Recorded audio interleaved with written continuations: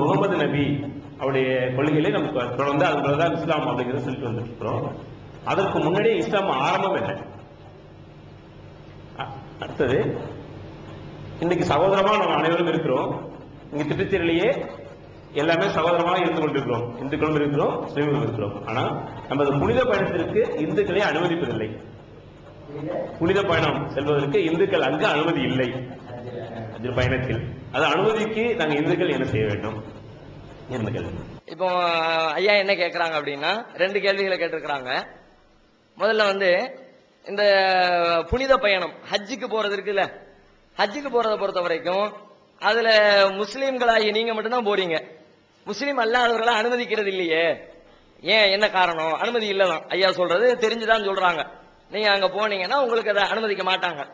எதனால அது அனுமதி இல்லைன்னா, அதிலேயும் கூட ஒரு இணக்கத்தை மையப்படுத்தி தான் இஸ்லாம் சட்டம் சொல்லி இருக்கிறது. இது இஸ்லாமிய மார்க்கத்தில் மட்டுமே உள்ள சட்டம் நீங்க நினைக்க தேவையில்லை. எல்லா வழிபாட்டு தலங்களுக்கும் இது மாதிரியான ஒரு சட்டத்தை அங்கங்கே வைக்கப்பட்டிருக்கிறது. நீங்க நிறைய இடத்துல பார்க்கலாம். திருச்செந்தூர் கோயிலுக்கு ராஜீவ்காந்தி வந்தார். ராஜீவ்காந்திக்கு திருச்செந்தூர் கோயிலில் இடமளிக்கப்பட்டதா? மறுக்கப்பட்டுருச்சு.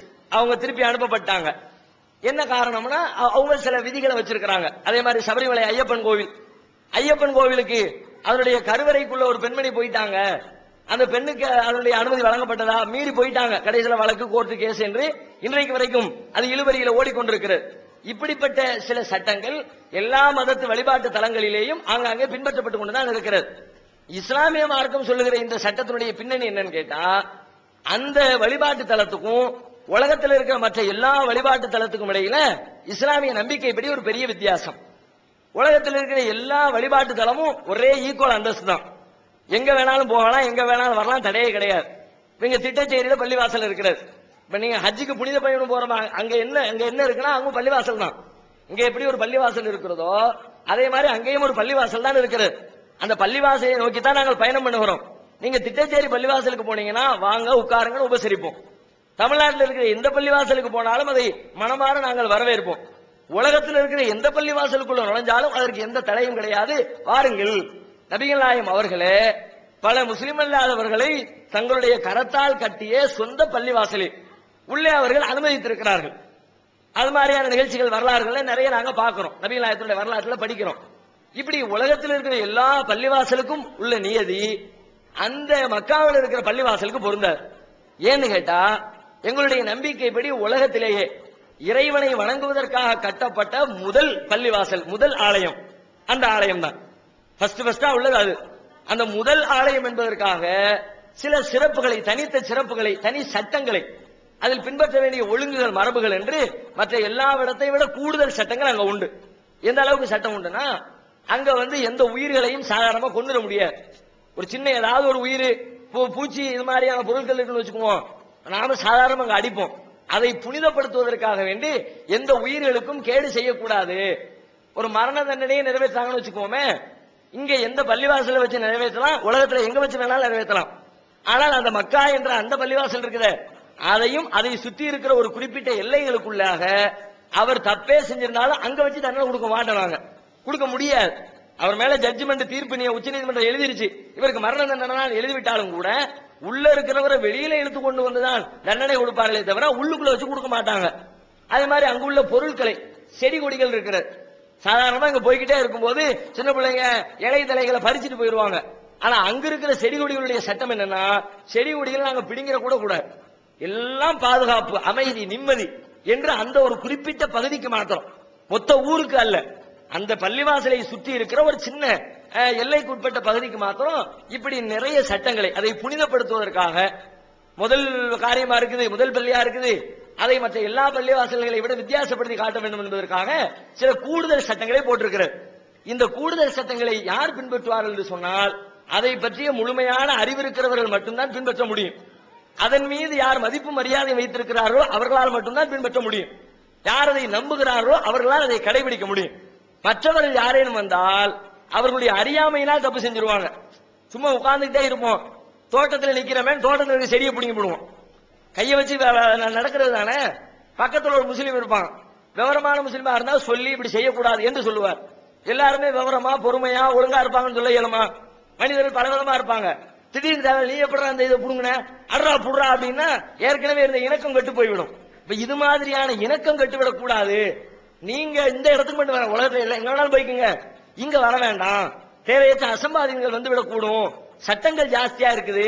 இந்த சட்டத்தை நீங்கள் அறிந்து கொள்ளாமல் இருப்பீர்கள், அதை பின்பற்றுகிற ஆர்வம் இல்லாமலும் இருப்பீர்கள், அதன் மீது நம்பிக்கையும் இல்லாமலும் இருப்பீர்கள். நம்பிக்கையோடு இருந்துச்சுன்னா ஏத்துக்கிட்டு போயிருவோம். நீங்க ஏத்துக்கிட்டோம்னு சொல்லிட்டா கடைசியில் முடிஞ்சிருச்சு. யாரும் கேட்க மாட்டாங்க. நான் இதை நம்பிட்டேன், இதான் முதல் ஆலயம், இதுல சொல்லப்படுகிற செய்திகள் ஆலய கட்டளைகள் அனைத்துமே நான் முழுசா மனமாற நம்பிட்டேன்னா, நீங்க ராஜசேகரா இருந்தாலும் சரி ராமசாமியா இருந்தாலும் சரி உள்ள போங்கன்றுவாங்க.